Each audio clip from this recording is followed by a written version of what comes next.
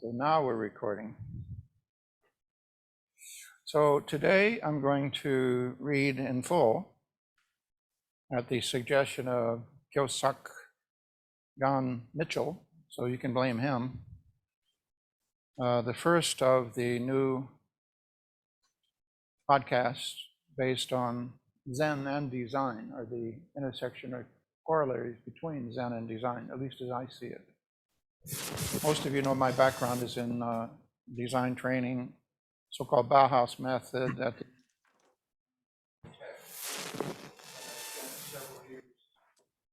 University of Illinois, Chicago Circle, and the Art Institute in Chicago before I moved to Atlanta in 1970 when Matsuoka Roshi moved to Long Beach. So the prior series, which began the last trimester of 2020 and ran through 2021, were kind of random at first. I didn't know what to do with the podcast, and John was helping me figure out what to talk about each time. Kyo.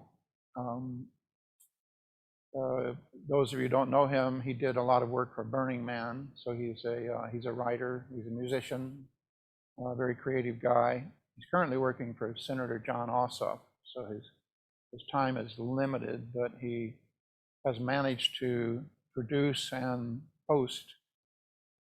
We're up to number 76 now, 76 weekly podcasts without missing a beat. So we owe a debt of gratitude. For those of you who hate my podcast, you may feel differently about John. They were mostly historical, that is, I reviewed or commented upon teachings from India, China, Japan. Of course, in Japan, mostly Dogen.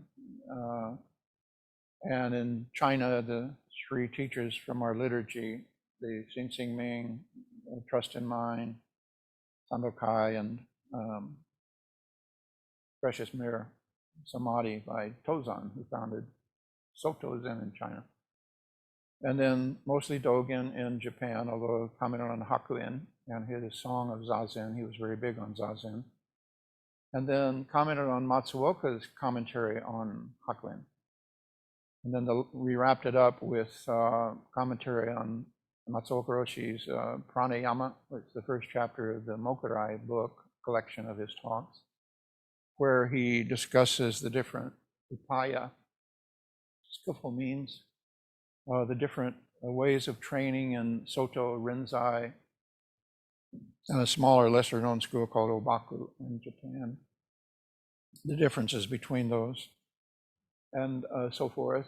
And of course, he ends up recommending Soto Zen as the upaya, or skillful means, for us, for our times, owing to its simplicity, its accessibility, and all of the things that we know about the Soto Zen approach, the least encumbered with doctrinal overlays, you might say, the most, we feel, suited to the American mindset.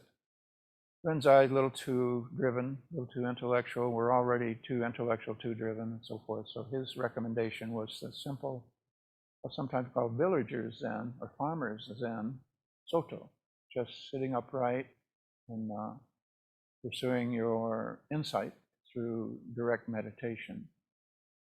Whereas Rinzai was often associated with the government, the shoguns, the generals, and general Zen sometimes.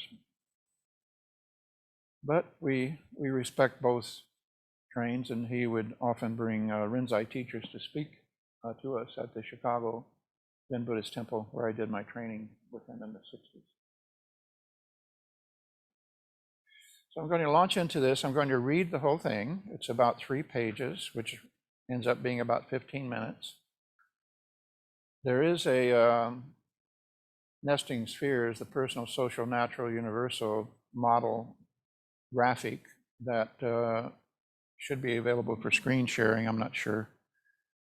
I sent it to you for screen sharing. I'm not sure if you can share it, but it's a very simple model. It's just 4 nesting spheres, with the inner one being personal, the next one out being social, and then natural world, and then the universal. beyond the solar system, if you like to think of it that way. So I think most of you have seen that. It's easy to visualize, and I touch on that. So each of these is called Unmind, U-N-M-I-N-D. Un is my Dharma name, as most of you know. Taiun. Taiun means great cloud. Un means cloud.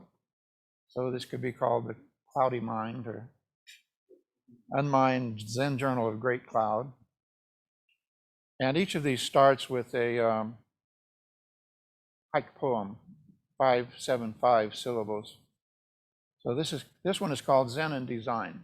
The next one is called Design and Zen, by the way, and it comes out a little more from the design perspective. And then it continues in that vein, going into maybe a little bit into the weeds in design. And that's part of the reason I want to read this to you and get some feedback from you to see if this has some resonance with you, if you can feel or find the relevance of this approach to you in your daily life. So let's read through it, and then we'll have plenty of time for discussion, questions, and answers at the end. And I may stop a couple of times to see how things are going so far.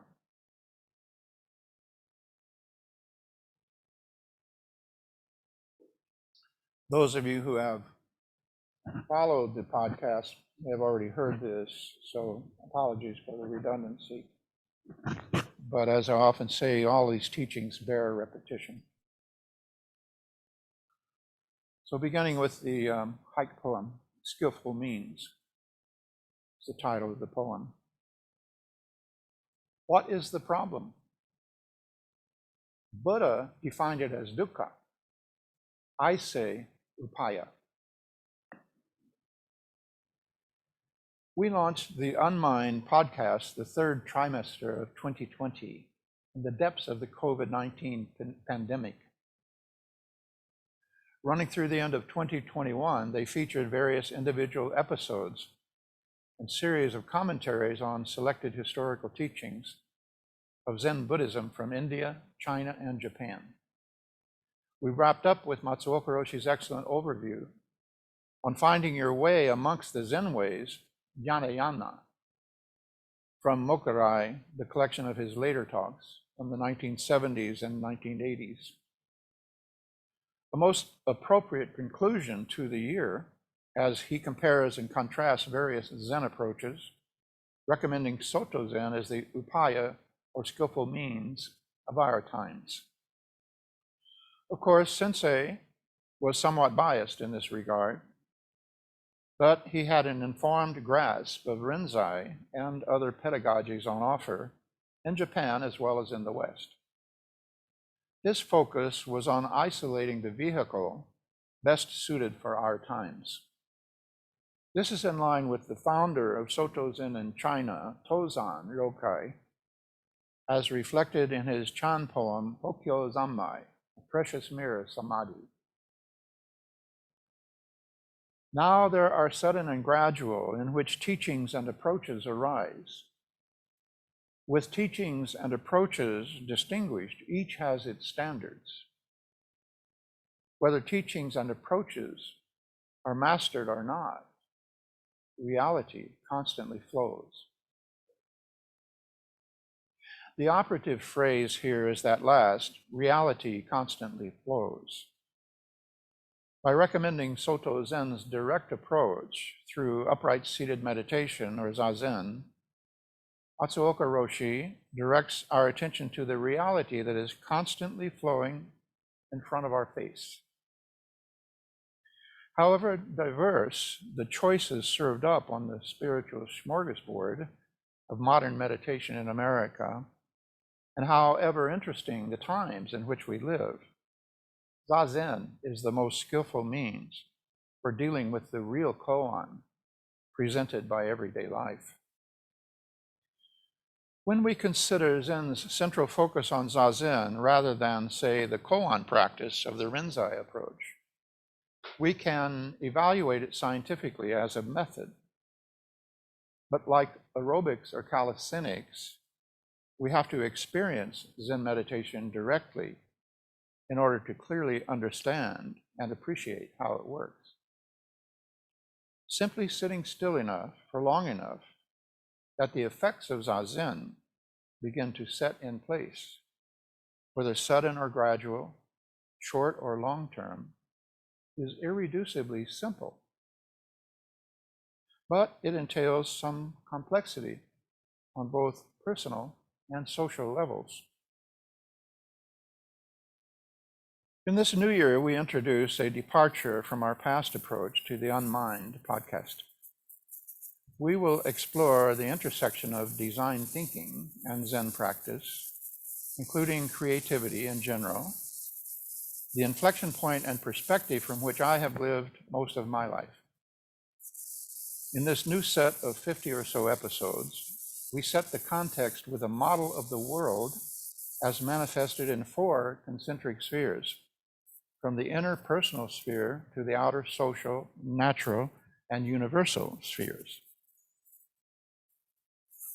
Reality is constantly flowing in and through the interfaces of all 4 as interactive spheres of influence. Here we illustrate the model. If you would like to see a copy of this, just send me a note afterwards. I'll send it back to you. Meditation is located, oh, here it is. Good for you. Suki, I'm going to share it, I think. It's going to look funky on our end, but I did send a PDF in the chat, so they all have a copy. Everybody has a PDF. Okay, good. So meditation is located in the inmost sphere, our personal intimate bubble. Here we find the posture, breath, and attention of Zazen in Sensei's Matsuoka Roshi's tripartite breakdown. So you can picture yourself sitting in that bubble in the middle. Likewise, you can locate the other dimensions of the Eightfold Path within each of these spheres, some crossing the boundaries between. The 3 actions of Buddhism are said to be of body, mouth, and mind, bringing the personal and social with some effect in the world of nature. Sensei's simple 3-point model of Zen's intentional and attentional approach to meditation includes a 4th point, namely yourself. This quartet completes a triangular pyramid, the simplest of regular geometric solids. In the 3-pointed base of the cross-legged posture, with your head at the apex.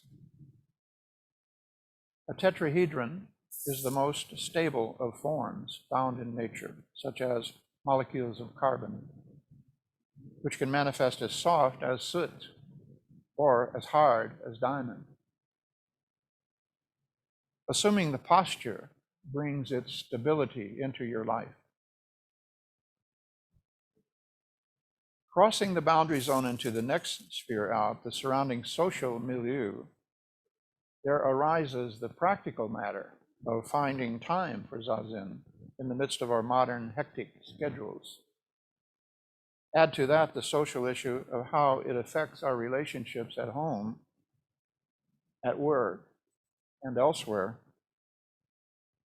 Since we are not monastics, the world of the householder is the environ of our practice, extending to the workplace and other locales. In effect, it constitutes our monastery without walls. Most of the friction in daily life is found at the boundaries between the spheres. The interface of the social with the natural is the inflection point of our current struggles with pandemic and looming disasters associated with climate change. This is the passing pageantry of life, the backdrop to Zen. So next I'm going to go into the method of Zen a little bit, but let me stop there and see if anybody has a comment or question. And can I ask you, Suki, to facilitate? You can see the screen.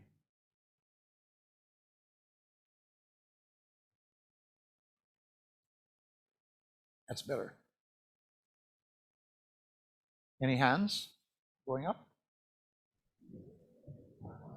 There's one. Kosetsu? So I found it quite interesting. I always think visualizations help. And I found it quite interesting, the observation that, friction points occur at the boundaries between the spheres. And whenever I think of, or when I tried to do a quick examination of, well, if I have friction within myself, differing expectations, well, those expectations are based on societal norms or things like that. So I just wanted to point out, I thought that was a very interesting observation that I think will provide a lot of fruitful introspection. Well, it's also true. I'm glad you brought that up. It's also true, and I have more complex versions of this, where when you go into the personal sphere, you also confront the social, as you're pointing out, that you have societal means and norms and so forth that we carry with us, and they're part of our self-identity. And this becomes part of the problem propagating Zen in America. So we also, if you go into the personal sphere, you'll find these same layers going inward. And I would reverse them to say the first level in to yourself would be the societal. As children, we're not so much concerned with that, but we are other directed as children. I think it was Baker Roshi said, you take vows as children. Somebody says you eat like a bird or you eat like a horse. And you sort of take that as a vow and you think that's true because your parents or somebody told you that. Then as you grow older, you get to the point where you no longer eat like a bird, but now you do eat like a horse. But in your mind, you still have that self-identity that's out of sync with reality, right? So, and then as you go further in, you find the natural, the biology, of course, the biology of the body. And any of you who are interested, I've done a diagram called the scaffold of Zazen that shows everything I could find and think of that's going on in your body while you're sitting doing meditation. Every organ, every process, etc., that we're not controlling. So you run into the natural realm as you go inward as well, thinking of it that way. And as you go further inward to sort of the microcosmos, you find the body chemistry and you find the universal, where they even say that a cosmic ray can change your DNA by striking a certain molecule within your reproductive system. So it goes both ways, but the vectors going out are definitely less and less, more and more diminishing returns. We can have a certain amount of effect on the society that we live in, and certain individuals in history, like Buddha, have had a profound effect on the social dimensions. As we go further into the natural dimension, this is where all the climate change, the effect that we're having unintentionally on many of our parts on the natural world is pretty profound, but we have a difficult time controlling it. And then as we go further into the universal, they're now talking about trying to develop rockets that can deflect an incoming meteor or an incoming comet, so that the life on Earth will not be extinct again or extinction caused by an incoming. But we have less and less effect because as you go out, it's getting to be a bigger and bigger sphere of influence. And what we as human beings, as an individual human being in particular, can do is very less and less effective. And so this is why people nowadays, in the political climate we have, express an awful lot of frustration just with going into the next dimension out, the social. Very difficult. But unfairly, you could say, incoming from those has profound effect on us. So the social, political environment in which we live, you can be sent to war and killed. So that's the incoming influence. And then the natural world coming on us, that's the COVID, that's the pandemic. And so you see the profound effect. It's totally out of balance. The vectors coming into the personal realm from the outer are much bigger and stronger than anything we can send out at this point, except things like nuclear weaponry. That's pretty profound. So thanks for that comment. But I think we want to think of this as a little more complex, going both inward and outward.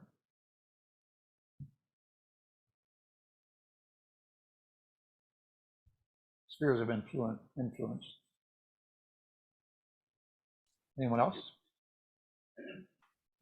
Just unmute yourself and blurt it out, whatever it is. Okay, good. So, as I said, meditation is located in the inmost sphere.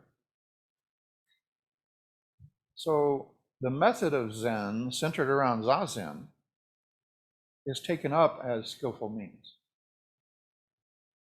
This expression, skillful means, primarily refers to the pedagogy by which the ancestors transmitted Zen experience or practice to their students. But the various means by which this transpired constitute a problem-solving activity. The example of the teacher is necessary to developing an appropriately receptive attitude toward the potential of leading a Zen life. But this is not the Zen of pop culture, so-called American Zen, but of Zen Buddhism, the genuine article, including how and where it all started with the historical Buddha. The original order in India was an experiment in intentional community, a radical departure from the caste system of the time, structured around the practice of meditation. As such, it was a design initiative. There are many dimensions where Zen and design thinking overlap, particularly in the design of Zazen. Various subroutines, such as counting the breath, posture correction, and walking meditation, become natural extensions of Zen meditation. Zen protocols form bridges between the personal sanctuary of sitting and the social necessity of taking action in the world. Balance and centering, stillness, or samadhi, is key to outcomes in both. Zazen itself is the most we can do to actualize engaged Zen. Design done right is also a way of engaging the world and, like Zen, has developed an entire philosophy as a side effect. Professional design training emphasizes skillful means in the forms of sophisticated problem-solving schema. I was exposed to this worldview in my late teens at the Institute of Design, Illinois Tech, under the rubric and tutelage of what is known as the Bauhaus method. Its origin was in the famous pre-World War II school in Weimar, Germany. Just as Zazen is a process of immersing ourselves in our own sensory awareness, design build activities require immersion in materials, tools, and deliberate processes, both innovative and productive. Both methods are empirical. Design and Zen both go beyond their popular misconceptions. Design is often relegated to interior design as dealing only with surface appearance, merely manipulating decorative materials, form, and color to achieve a more pleasing aesthetic effect, basically superficial. But like Zen, design as a way of engaging reality goes deeper. It penetrates to the level of functionality, the essential underlying activity. Form follows function is a precept of design, akin to Master Dogen's principle of Zenki, total function. Comparing design thinking with Zen's non-thinking, a host of congruent concepts, parallel processes, and shared values becomes startlingly obvious.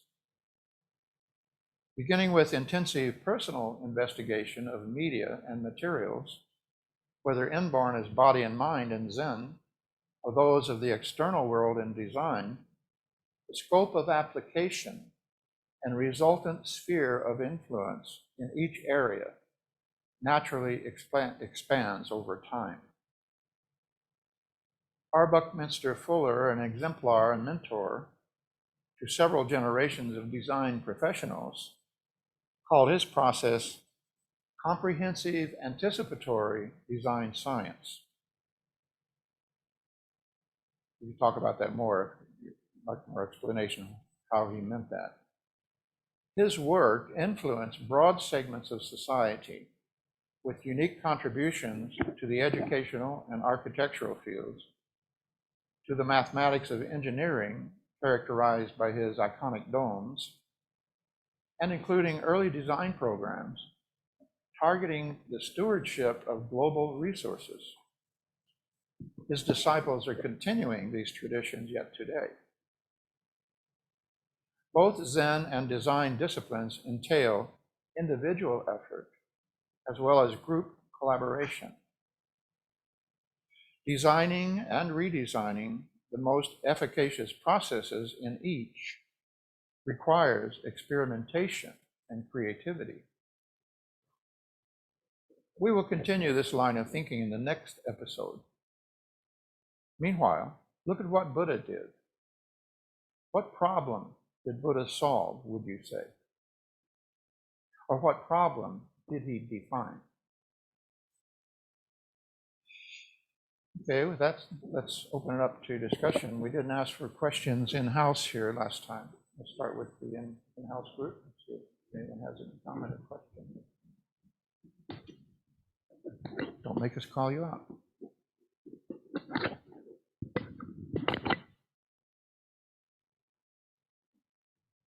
Looks like nobody at this moment. All perfectly clear or perfectly uninteresting?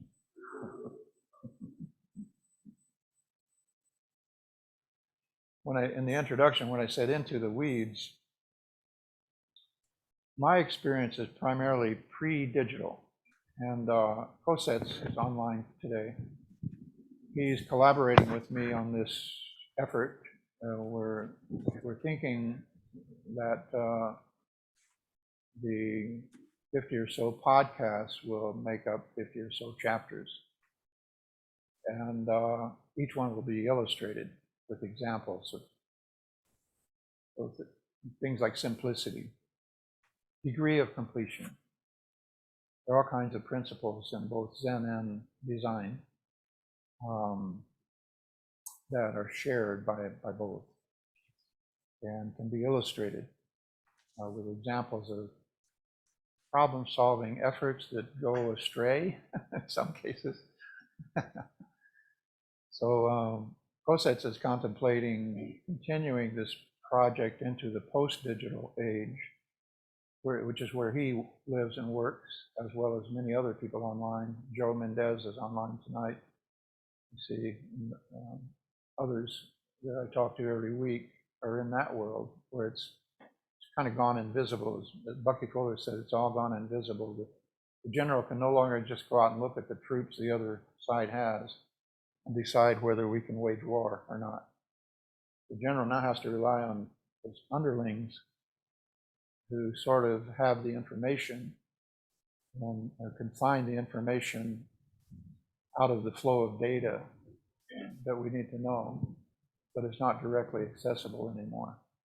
So post-digital is a more subtle world, but I think many of the same principles of architecture, design, etc., will carry over into that realm. So hopefully, Coset's take the lead after this year. Well, along those lines, I do have one of the things that I noted. So I'm, you know me, I like to scribble on my notes. So I've got your printed out talk here, and I'm scribbling notes on it. So when you talked about beginning with intensive personal investigation of media and materials, whether inborn as body and mind in Zen, or those of the external world in design. And actually my response to that was, well, in terms of web and software design, we really are dealing quite a lot with the internal world. We talk quite a bit about cognitive load. When I had a physical office in the office, I had what we call the cognitive bias codex, of all the patterns of the mind that we had to be aware of as Right. designing experiences that way. So that's one of the differences in terms of the post-digital world, I think, is that it has greatly shifted that focus, from the external world and experience a lot to the internal world and experience. And I'm kind of glad that I'm pre-digital for for those kinds of reasons. We do have a question in the Zendo. Okay, we have a question. Adam, I think, yes. So my question would be in considering the concentric circles that you've discussed, the individual, the social, the natural, the universal, and where does one end and the next one begin? They're very permeable. In fact, I've observed in my practice, like they're very permeable, like the natural, like what I consider to be my own body is not so separate from, so yeah, where do I end and Right. that begin, whatever that is? It's kind of a fundamental question, and in Buddhism, what is called individuation of the infant in the crib, where it becomes aware of itself as a separate entity, separate from mom, separate from the crib, etc., is rather akin to the fall from grace in Buddhism, I think, where this is where we first maybe develop a sense of alienation, that I don't belong, I don't fit, and that kind of thing. So the answer, of course, is there is no absolute separation. And any model, by the way, this is a model in design jargon, these nesting spheres would be called a model of reality.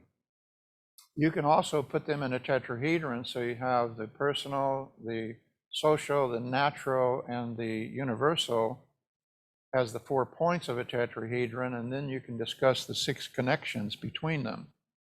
So you could say, here's my ideal personal relation to the natural, or the social rather, 1 to 2. And then here's 2 to 1. Here's how I would like the social world to affect me, if possible. And you could do the same for the natural world and the same for the universal world. So you can model things differently and get a different perspective on the semantics, on what you're actually expressing. Buddha's 4 Noble Truths, are basically form a tetrahedron. You can say, what is the connection between the existence of suffering as such and its origin? And if you look into his teachings, that's what he's doing. He's talking about all those relationships between the points. So the answer, of course, is there is no absolute separation. And where we begin in society, we leave off and society starts, is probably not what we would call findable. It's not a finding. It isn't there. But it manifests in certain ways that it seems very alien and different, and it's not my idea, that the storm troops are coming in, right? I mean, so we're sort of faced with a forced separation or difference, especially if the society in which we live is not very conducive to personal life, right? So that's the crux of the political problem. Usually you think of that next layer out as friends, family, personal, loved ones, and as you go further and further out in this social sphere, it's people I don't know, and even people I hate, and so the metta-sutta comes in there to embrace yourself, embrace family, embrace friends, embrace colleagues, embrace strangers, embrace enemies, embrace, is an expanding embrace, loving kindness, metta. So that would be a model moving out from the personal into the social as an intentional kind of practice of loving kindness that were given as a suggestion by Buddhism as a way to approach it. And sometimes our families turn out to be our worst enemies. The people closest. You always hurt the ones you love. Right? Do we have somebody? We need the mic back there.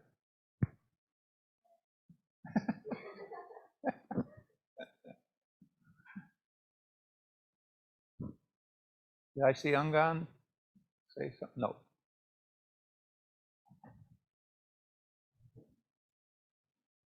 Well, that went over like a lead balloon, I guess. So one evaluation I would like back from you, if I'm going to pursue this for a year, and there are going to be 50 some of these, you know. I know, Angan, I'm going to call you out because you once said, you know, I don't want to hear this kind of stuff from my teacher. I want to hear about Zen, and I want to hear about Buddhism, and I want to hear about... That's what I meant by going into the weeds earlier. Is this, you know, as far as I'm concerned, because of my personal background, this is kind of important stuff or important connection. But it just may not resonate with anybody else. Bill Cooper. Good morning, Sensei and everyone. No, I wouldn't say that it doesn't resonate. It's very thoughtful, and it's a model that I'm really not used to. I come from psychotherapy and counseling. So I have other ways of thinking about my experience. In terms of Soto, Shikantaza, the thing I wished I had known earlier, and maybe this is what the practice was about for me, was the way you just described Shikantaza, best suited for our times, among other adjectives, because I, and probably many of us, are sort of trained, and even in Zazen, to be looking for something, finding something out, reaching a conclusion. And so I was always kind of not fighting, but noticing that sort of experience in the individual personal realm. Probably didn't fit it or know how to fit it into the other contexts early on. So that's just my comment. It's a very thoughtful talk for me. Thank you. Welcome. Yeah, we are sort of thrown into this. I'll get to you in a second, Angan. Let me follow up a comment on Katsuryu's comment. We look back on our lives as children, adolescents, teenagers, hormonal driven, struggling with trying to adapt and figure out what we're doing here. And so it's almost always, I think, Katsuryu, in retrospect, that we see these patterns. I don't think anybody, including Buddha, has ever been brilliant enough to see them in advance. It's like school of hard knocks, you know, you learn them the hard way. And so Buddha's constructing his models of the Four Noble Truths, the Eightfold Path, the 12-fold chain, all of those things. I'm sure they had to follow some sort of insight. That's why I call it, say they're both empirical. That is, we base our findings, conclusions, recommendations, as in professional research, we base them on experience, you know. And one of Fuller's definitions of intelligence was the ability to extract the general principle from the particular case experiences. Simple example, a child doesn't know what fast and slow is, and you're trying to teach them fast and slow. And they don't know what to associate with it in the beginning if you're using their toy car to illustrate this or something, but a horse and a turtle and all the usual things. But eventually, aha, fast and slow, eureka, I got it, right? I know what that means now. But it takes a lot of particular case experiences for that principle to be extracted. And so I think that's what happens is, you know, if you read about Buddha's life, it's not a pretty picture. I mean, there's a lot of stuff he goes through. It's almost like he did an extended adolescence into his 30s on the behest of his parents, you know, or his father in particular. And then when he finally gets out into the world, he's gobsmacked with what a mess it is, and so forth. So he's been busily having all of these experiences his whole life, but he's not been able to pull the general principle out of them that was clarifying for him.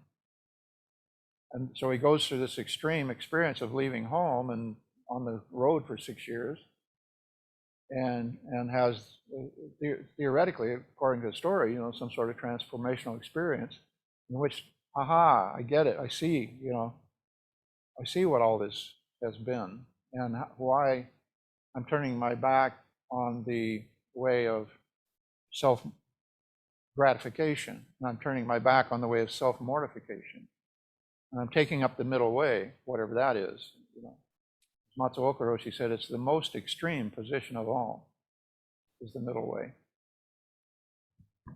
So I think the design model and the Zen model are basically the same. Empirical in the sense that we absorb sense data and experiment and try things and fail and fall down seven times, get up 8, as Dogen says. In both cases, we have to experiment and allow ourselves to be wrong. We have the right to be wrong. We have to be able to fail, or else we can't learn. We can't progress.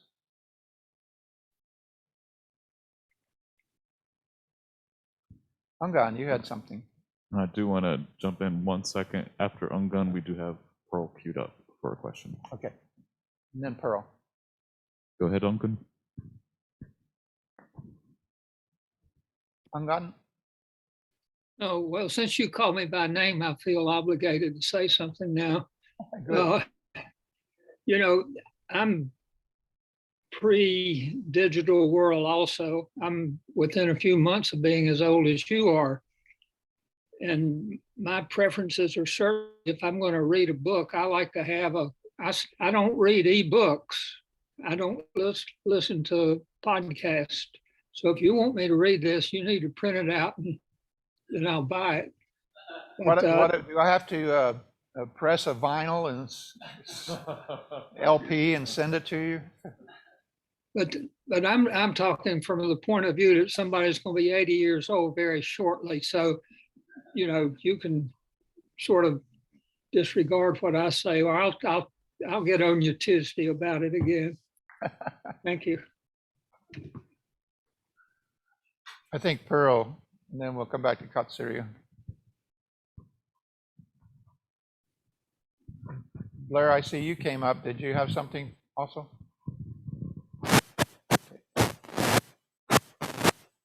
Yes, Pearl. Oh, yes.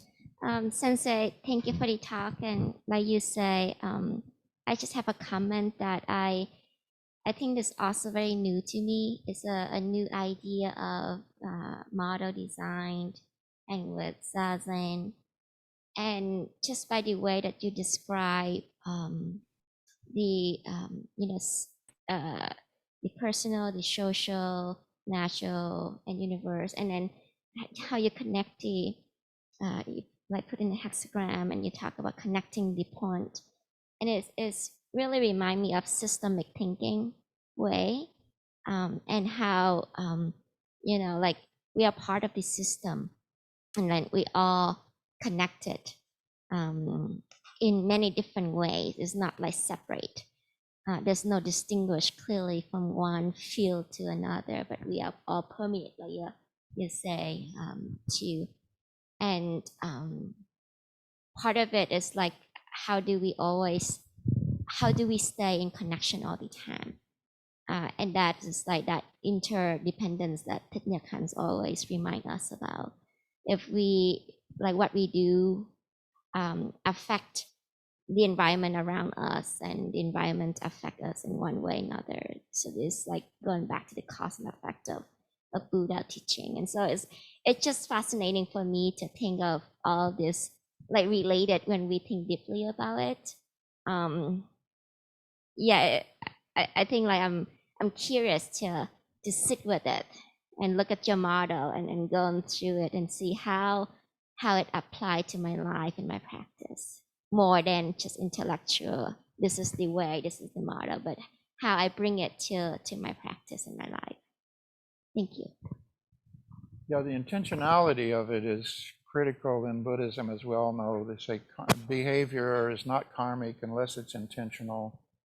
But we have to recognize that an awful lot of our consciousness and behavior is not exactly intentional, in that we are not even aware of it.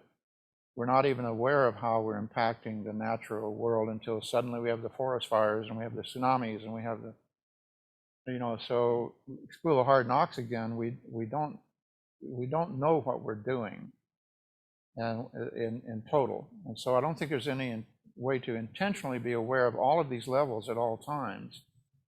And what it comes down to, I think, is proximate causes. And they say all politics is local. Think globally, act locally, that kind of thing, where we try to influence what is at hand and what we can influence. So Buddha set up this way of living, and you could come and join, but you had to leave behind the other way of living to come and join this way. So we set up a space here for people to practice Zen, thinking that if everybody practiced Zen and got somewhere with it, probably have a lot less problems in the social realm, right? I don't think that means we can always intentionally be aware of the complexity of it. It's absolutely dizzying. If you even just think about this, we're spending an hour here, and I've run through this with some of you before, so forgive me. In this hour, we've been sitting still, but actually, we've moved 1,000 miles east with the rotation of the planet. So we're out in the middle of the Atlantic Ocean relative to where we started. And the Earth has moved 67,000 miles in orbit. And the solar system has moved, I can't remember how far it's moved, but that's a big one. And the entire galaxy has moved 1.3 million miles in that hour. So it's dizzying to think of what is actually happening at every moment and at all times. It's not possible. Well, maybe it's possible. But I think the important point in Buddhism is, and it's the same in design, is so what? So what? What can you do about it? And the answer is pretty much, we can do something locally. We can do something in our immediate social context. And hopefully we'll have a ripple effect going out into the larger sphere. Katsuri, did I see your hand again? Okay. Anyone else? Robert Bradshaw, I don't think I know you. Oh, here, Blair. Blair's got one. Yeah, at the beginning, you asked us to kind of share our personal application of Zen to our daily lives, and listening to you to talk about the Bauhaus design and kind of the functionality and use of simplicity, relating that to my songwriting and how I might be trying to solve a problem by the simplest means that I have. So my first thought was, okay, when writing music, I'm trying to fulfill a need that somebody else has, that society has, whether it's people want to dance or people want to sing along with something. And then I started thinking, well, that's not really why I write a song. Actually, I don't really care that much about what other people want. It's really more about... You're being honest. You're very honest. It's really more about a personal kind of problem-solving application, and wanting to express an idea, a thought, or even an image through music and lyrics tied together. And that really ties in with you quoting some of the stuff in Hokyo Zamai, which I'm very familiar with because I chant it at 7 o'clock in the morning every Tuesday there in the Zendo. And one of the lines, and I gotta say, when I first started doing this, the one thing that I noted about it was it's the longest one that we have, or one of them. So it took a while before I started to really appreciate some of the things that are in here, and it's really very dense with a lot of wisdom. But one of the lines that really applies to me is wondrously embraced within the real, drumming and singing begin together. Right. And when I'm writing a song, I want it to sound like the music and the lyrics happened at the same time. And I get that question all the time. People are asking about, how do you write a song? Like, do you write the lyrics first, or do you write the music first? And then it's like, there's no right answer to that. But ultimately, you want it to sound like they grew together. And that's where the Zen comes in, and sort of allowing yourself to read your thoughts and read the universe and be connected to things in a way where you're letting go of your attachment to something. Maybe a lyric that you had is just not going to work, and you can't just force it into that song. You just got to throw it out and make it happen with by the simplest means necessary. Another line that's in there is I'm sorry. When arrowheads meet on, how could it be a matter of skill, when they're talking about the archer hit the mark? So there is a certain amount of skill that you have to shoot the arrow or write the song. You have to know how to play this instrument. You have to know how to sing. There's a series of rules that you apply to your music that really, you can't really write a great sounding song or any piece of music without them. But there's certain things that happen in the creative process that are kind of inexplicable and almost kind of profound in that way. Yeah, and you just have to be right, like arrowheads meaning head on, almost like what you'd call a happy accident, what Orson Welles used to say. And if you're not there and the Zen practice helps you just kind of tune in and wait for those things to happen. It gives you the patience to exercise and be ready for those happy accidents and creative coincidences to happen. Yep, and the method, the way, frankly, I think we could all be humble about this and admit that all we teach and transmit is a method. And in Zen, it's called Zazen. In music, it's called, how to play the piano, or how to compose a song. You can teach the method, but you can't teach the music. You can teach the method of painting, but you can't teach the art. And I think the same thing in Zen, you can teach the method, but you can't teach the Zen. That can be learned, but the person has to come to that on their own. But we can emphasize the method, fortunately. We have something to hang our hook on, right? The method. And whether or not the song you write has really great positive karmic implications, it does start with the personal sphere and make its way into the social sphere. It might not solve global warming, but it does have a ripple effect of some kind when you put it out there. I think so. Yep. Very good. Anyone else? Cynthia, I'm not sure I know you, or Robert Bradshaw. I know Carola and Taylor and John. Anything to say? I'm curious as to whether this line of thinking, or, from my perspective, music is design. Anything you do for a living or for creativity, if you're a writer, if you're an artist of some sort, it's all what in design we call a design process. It's all the same process. If you're writing a book, it goes through basically the same steps, ending up with editing at the end. Almost everything is like that. So that's why I'm looking at both Zen and design as universal kind of principles, universal processes. That's where I think the connection comes. And whether that's fruitful for you to hear that and think about that or not, I'm not sure.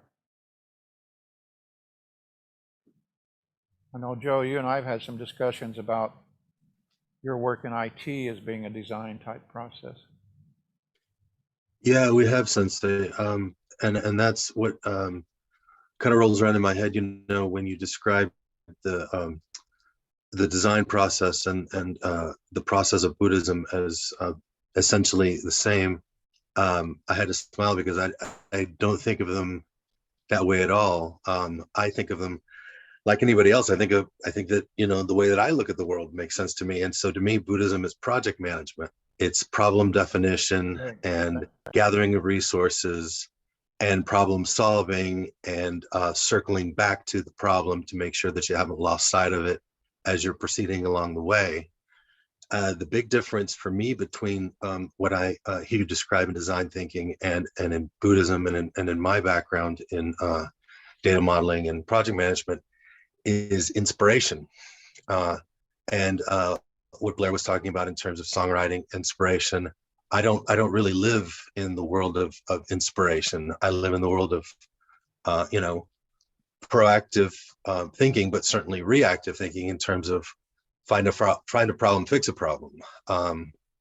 Right. I do that in parenting. I do that in work. And so I wonder, well, I get benefit from this line of thinking, since that's really Right. one of your main topics, is asking us whether there's benefit in spending that you're doing this, because it reminds me that my perspective isn't singular. I spend a lot of time on my own, working on my own, buried in things, buried in data, or driving conversations and driving meetings and getting some feedback, but essentially letting people know, look, this is what I see and this is how it is and this is how we need to move forward. So to be exposed to a different perspective, one that has inspiration embedded in it, and to see how you can relate it to you know, the problem that the Buddha defined, you know, is going to be, I think, beneficial to me, because it wouldn't occur to me to think of approaching the problem of dukkha from the point of view of inspiration. Right. So thank you. Yeah, this is where I'd like to end the conversation today, to hear from you the probe that I used earlier to say, what, from your perspective, what problem did Buddha define maybe, and how did he define it that resonates with you? But to respond to what you said, Joe, I think it's helpful to remember inspiration also means breathing. You know, breathing new life into blah, blah, you know, and so forth. So inspiration is something that we're doing moment by moment by breathing, and that's the root. That's the root of the word. And in Zen meditation, we put an awful lot of emphasis on breathing, because we recognize that that's where the energy comes from. The life force, the energy, it comes from food and drink too, but it's mostly from breathing. I did a calculation on breathing as well. Breathing 5 breaths per minute. How many is that per hour? How many is that per day? How many is that per week? And so forth. And how many is that in my lifetime? And how many more breaths do I have to go? But looking at things as problem solving is a little premature. You have to back up to problem definition. And if you guys are in the business, so you know what I mean when I say a client brings a problem and they define it to you, this is my problem I want you to solve, right? And often in the process of looking at it, you redefine that problem. You have to go back to them with all honesty and say, you know, Yeah. you don't understand your own problem. Here's what we think it is, you know. So one of the main points I'm trying to make here is that we all try to leap to solutions, right? We try to, and we tend to use the old methods that we've learned that solve problems in other categories. But I think it's more fruitful and realistic if we forget about the solution and spend our time defining the problem. The theory in design is if you thoroughly define the problem, the solution will be inherent in the definition. And if you try to leap to solution, you're basically applying old tried and true methods And the problems we're facing today and the problems we face in Zen as the fundamental problem, the old tried and true methods just don't work. So you have to go beyond thought. You have to go beyond, what you're comfortable with as process. So problem Indeed, Sensei. definition is what I'm emphasizing in both, the fundamental underlying similarity is they're both problem definition. We can't simply take Buddha's definition and run with it. We have to reinvent it for ourselves.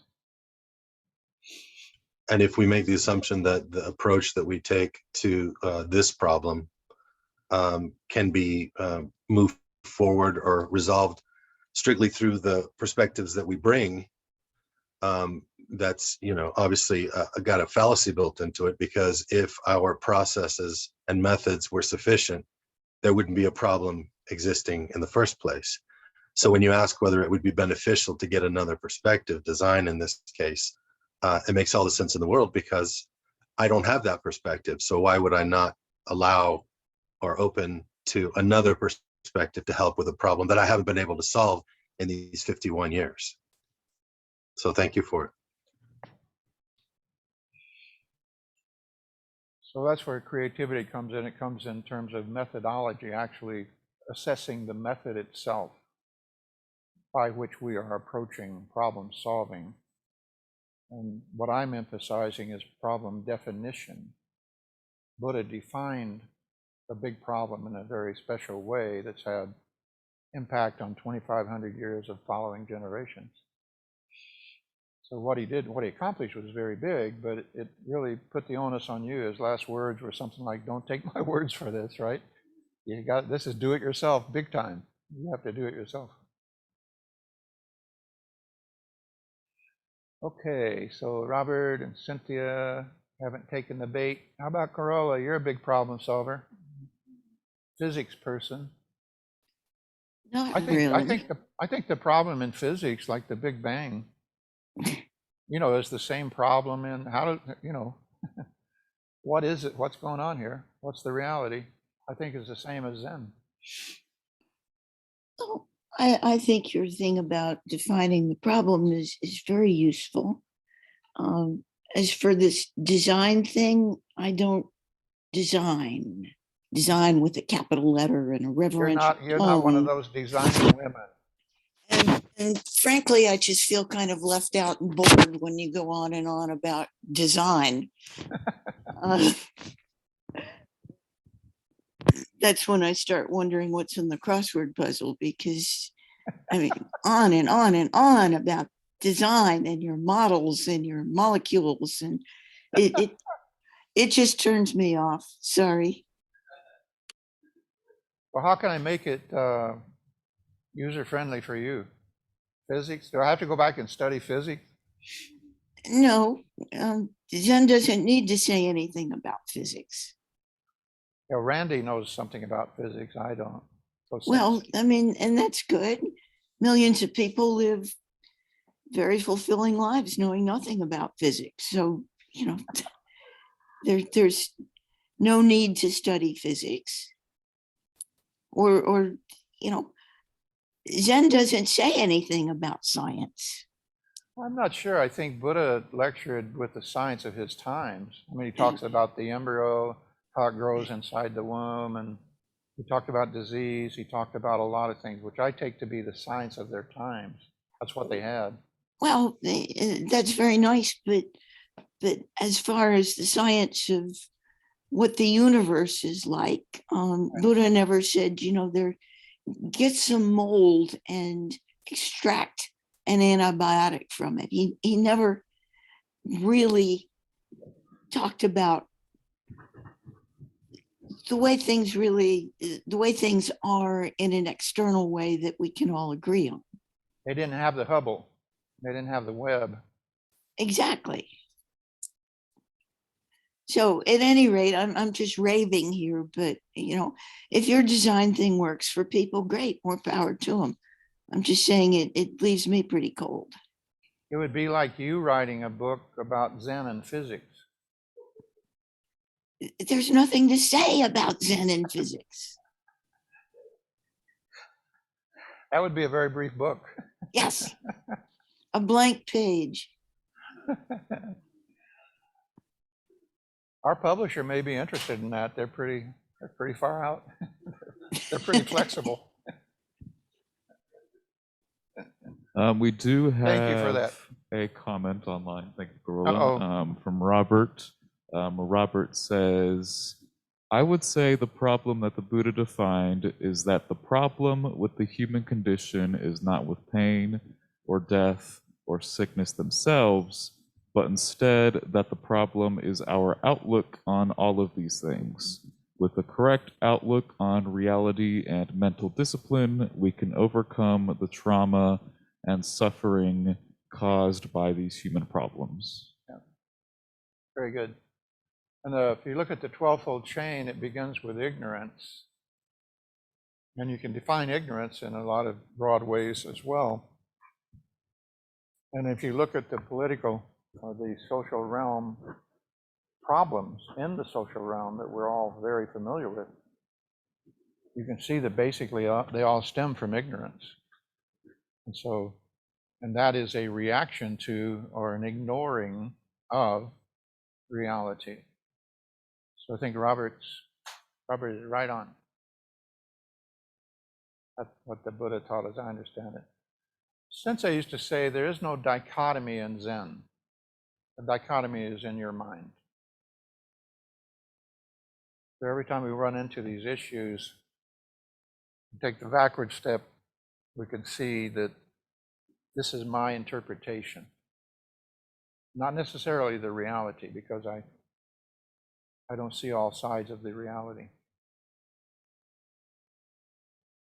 But Dogen promised, sort of suggested or hinted that your eye of practice, says the ocean looks circular and does not look any other way, because we only see and understand what, as far as our eye of practice can reach.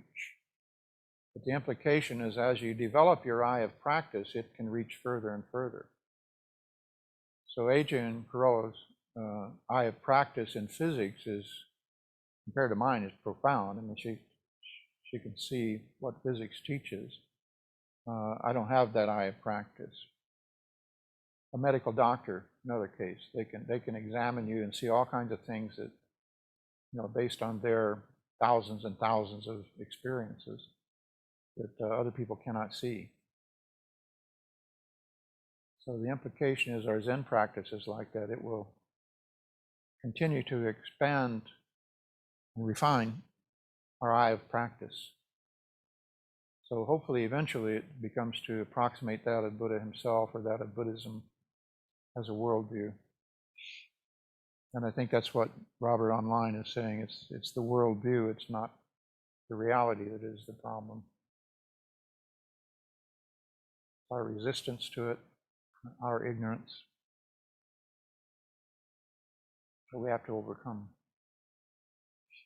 And that's the other thing we should understand in teaching. We don't teach Zen. We teach the method by which we are trying to overcome our own ignorance. And so other people can try to use the same method to overcome their own ignorance. And that may be a different perspective on the so-called teacher-student relationship for the School of Hard Knocks. Robert says, thank you, Sensei. Is that Robert Atkinson? Or? Robert Bradshaw. So if that's it, let's ring the bell and do the closing chant and everybody go home. Oh, you're all home already, most of them.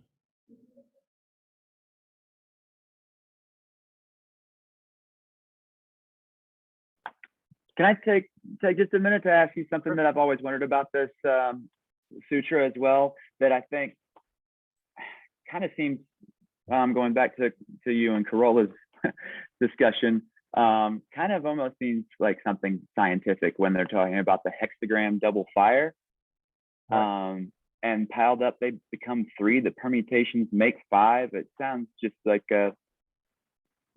geometry, or maybe like a DNA sequence or something happening. And I've always wondered what that's about.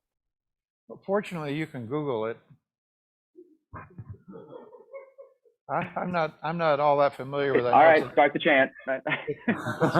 It's a divination method, and it has, it's a graphic thing with all these hexagrams, and they have lines and broken lines and solid lines, and they visualize them as animating the different circumstances of your life.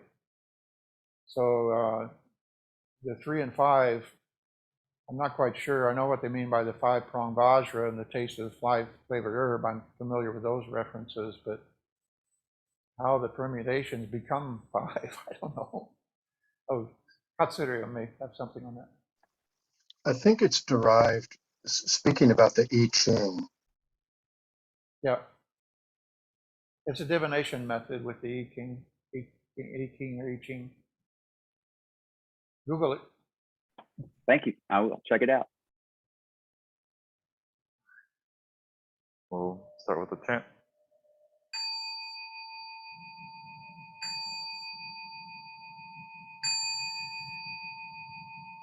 Beings are numberless, I vow to free them. Delusions are inexhaustible, I vow to end them. Dharma gates are boundless, I vow to enter them. The Buddha way is unsurpassable, I vow to realize it. Beings are numberless, I vow to free them. Delusions are inexhaustible, I vow to end them. Dharma gates are boundless, I vow to enter them. The Buddha way is unsurpassable, I vow to realize it. Beings are numberless, I vow to free them. Delusions are inexhaustible, I vow to end them. Dharma gates are boundless, I vow to enter them. The Buddha way is unsurpassable, I vow to realize it. So Corolla, the new book will be profusely illustrated, as most of our documentation and design is visual, not verbal. So maybe that'll make it bearable. Lots of nice pictures to look at. Thank you, everybody, for joining. Don't forget about Donna, and check out our website and everything. Appreciate y'all for showing up. That's show, everybody. Seems that you're not.